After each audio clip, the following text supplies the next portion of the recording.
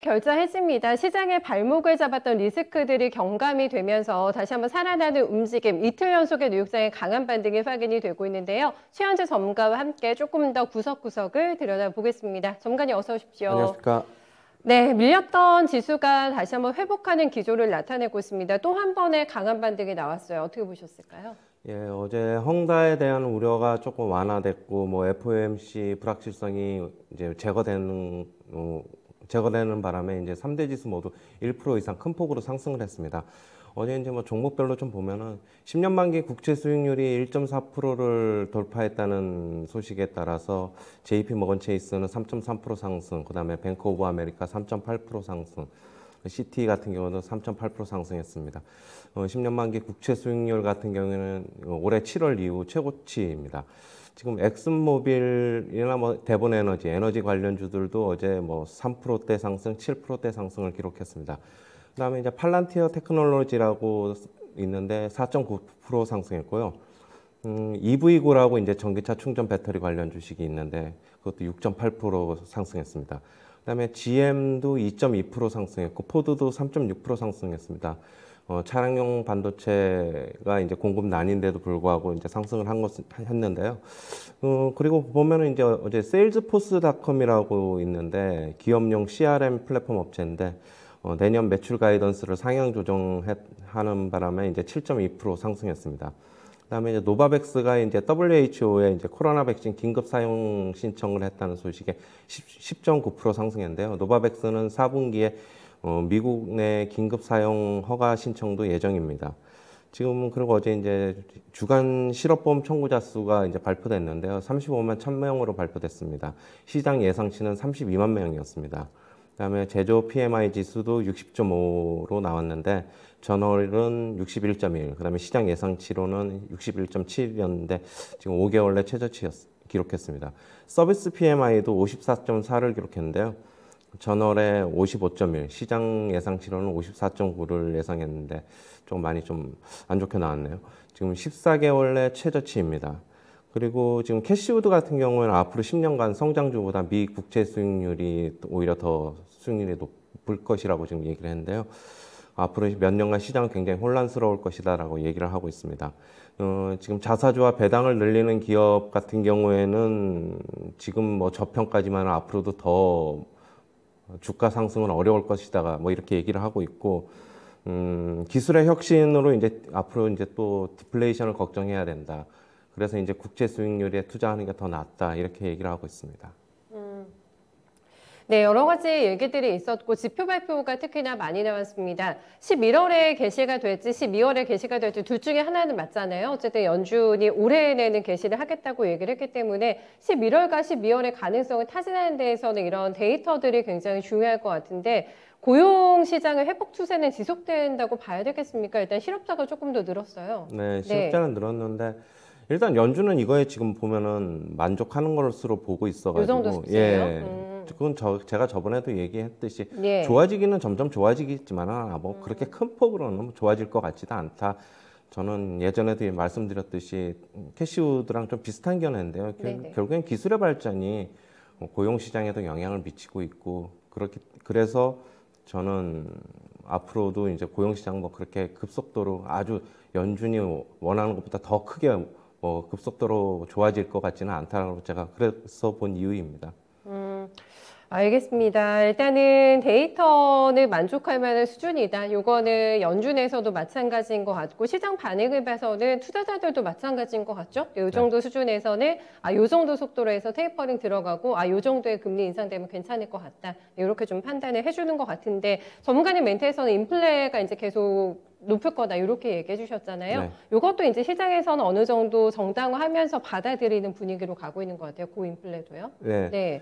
인플레는 내년에도 계속적으로 높을 것이고, 계속적으로 말씀드리지만 임대료 인상, 임금 상승 같은 경우에도 한번 올라간 임금은 꺾이지가 않을 것이고, 그래서 저는 내년까지는 계속적으로 인플레에 대한 우려를 안고 갈 것이고, 지금 혹자는 후년까지도 계속적으로 안고 갈 것이다라는 얘기를 하는 혹자들도 있습니다. 알겠습니다. 그래서 이제 수순을 밟게 될 것 같은데 중요한 건 이제 금리 인상 시기인 것 같기도 하고 그렇습니다. 내년에 할 것이냐 아니면 내후년에 할 것이냐 이것도 좀 갑론을박이 있더라고요. 월가에서. 내년에 네. 합니다. 내년에 테이퍼링 끝나면 하고 네. 테이퍼링 시점 끝나고 바로 하느냐 뭐 한두 달 있다 하느냐의 문제일 뿐이지 결국 방향의 문제이지 속도보다는 저는 그렇게 보고 있습니다. 네, 속도의 문제보다는 방향이 중요하다고 네. 보신다고요? 속도도 중요하지 않습니까? 지금 왜냐하면 방향이 중요한 게 네. 지금 어제 이제 점도표를 보면은 2024년도에 점도표를 예상하는 걸로 보면은 2024년까지 10번 정도 금리를 올리겠다 이렇게 점도표가 나와 있기 때문에 저는 조금 속도보다는 방향에 좀 주목하고 싶습니다. 그 10번이라면은 갭도 크지가 않을 것이고 속도도 굉장히 있게 진전이 되겠어요? 금리 인상이 속도감 있게? 속도도 올라갈 것 같은데요, 그러면? 네. 뭐 원래 예상했던 것보다는 조금씩 앞당겨지고 있기는 한데 연준이 급하게 올리지는 않을 겁니다. 시장에 충격을 주지는 않을 것이기 때문에 지금 미국 주식시장 그러니까 금융시장이 미국 GDP에 차지하는 비중이 지금 약 0.7% 정도예요. 그렇다고 보면은 미국의 잠재 성장률이 GDP가 2% 정도라고 보면은 반 정도를 차지한다고 봐야 되는데 지금 만약에 금융시장이 붕괴가 되면은 연준도 상당히 지금 곤혹스럽기 때문에 저는 점진적으로 시장에 충격을 주지 않으면서 시장이 받아들일 수 있으면 좀 빨리 하고 아니면 조금 늦추고 저는 그렇게 보고 있습니다. 네, 알겠습니다. 여기서 의미심장해도 캐시우드의 발언이 나와가지고 신경이 조금 쓰이거든요. 성장주에 대한 뭐라고 해야 될까요? 경고를 날리게 되면서 나는 차라리 국채를 보유하겠다. 이거 어떤 의미입니까? 시장에 대해서 지금 하락할 가능성을 염두에 두고 나온 멘트라고 봐야 되나요? 네.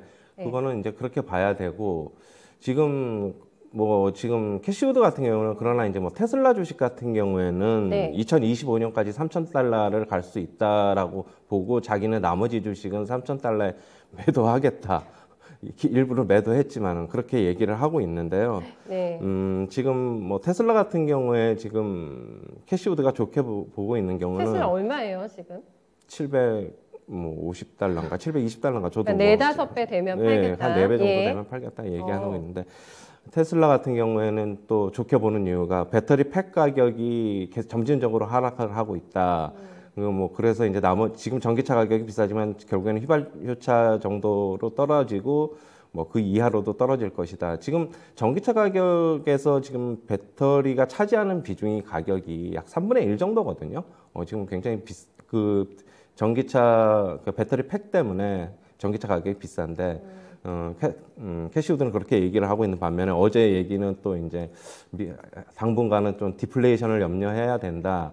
그래서 이제 앞으로는 미 국채 수익률이 수익률이 더 나을 것이다. 성장주보다 이렇게 얘기를 하고 있습니다.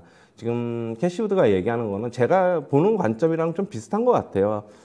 결국엔 기술의 혁신이 일자리도 어느 정도는 빼앗아가고 그다음에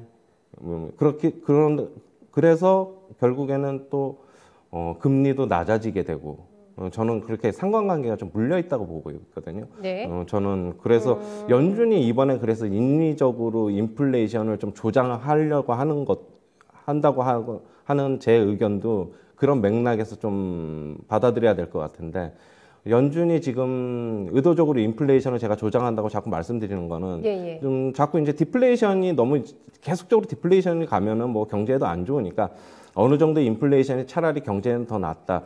그러면은 장기간의 디플레이션을 이번에 한번 되돌려보자. 적정 금리를 수준으로 한번 갈 수 있는 찬스다라고 보고 인위적으로 저는 계속적으로 인플레이션을 조장하고 있고 그렇게 보인다고 제가 말씀을 드린 거거든요.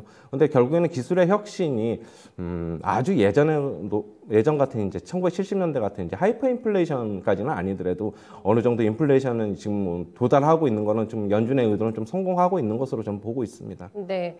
여기서 포인트는 높은 인플레를 용인을 하는 게 아니라 조장을 하는 것이다. 네, 요게 좀 포인트였기 때문에 왜 금리 인상 수순을 밟게 되는지 그리고 10번이라는 점도표의 수치가 왜 나왔는지 그 부분에 대해서 조금 더 명확하게 정확하게 얘기를 해주셨던 것 같고 캐시우드 얘기를 저희가 조금 더 해보게 된다고 한다면 전문가님도 동의를 하십니까? 국채에 투자하겠다. 근데 요거 메리트 있다고 보세요? 저는 몇 년간은 네. 뭐 한 3년 정도, 4년 정도는 국채 수익률이 더 높을 수도 있다고 보는데 이렇게 장기간 10년까지는 저는 아니라고 봅니다. 뭐 결국에는 어느 정도 시장은 또 침체기를 겪고 나면은 주식 가격이 또 싸 보일 수가 있으니까 다시 한번 또 시장은 더 상승할 것으로 저는 보고 있거든요. 그러니까 유동성을 줄이는데 그 초반의 과정에서 혼선을 빚을 때 이 정도 사이에서는 국채가 성장주보다는 기대 수익률이 높다. 이 정도로 보면 됩니까? 예, 저도 한 3년 정도까지는 3년. 그렇게도 갈 수도 있다고 저는 생각을 하고 있습니다. 알겠습니다. 이쪽도 투자 가치 있는지 반드시 체크 필요할 것 같습니다.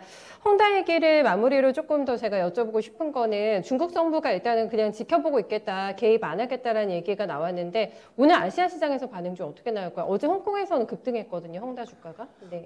지금 어제 홍콩 같은 경우는 헝다 주가만 30% 이상 급등한 걸로 알고 종가는 있는데. 17% 예, 뛰었더라고요. 그런데 예. 지금 중국 정부는 이미 어느 정도 개입을 안 하겠다는 거를 시장에 지속적으로 암시를 했고요. 중국 네네. 정부는 금융시장이 만약에 버틸 수 있으면은 절대적으로 개입을 안 할 겁니다. 만약에 확산이 좀 우려가 된다 그러면 개입을 할 것이고 자기네들이 버틸 수 헝다 정도는 그냥 어떻게 파산시켜도 아무런 문제가 없을 것이다라고 하면은 저는 뭐 헝다의 파산은 예고된 수순이라고 저는 보고 있습니다. 그러면은 이렇게 된다고 한다면은 뭐 국유화를 할 것이라는 얘기도 어제 저녁에는 있었고 월스트리트 저널의 보도가 나오면서 파산시키자 그냥 그거 대비하자 이런 좀 보도들이 설왕설래가 너무 많은 상황이어가지고 어제 환시장에서는 반응이 있었잖아요. 이 부분에 대한 우리 시장의 오늘 체킹 어떻게 해주시는지 어떤 반응이 있을까요? 저는 오늘 미국 증시 급등했더라도 네.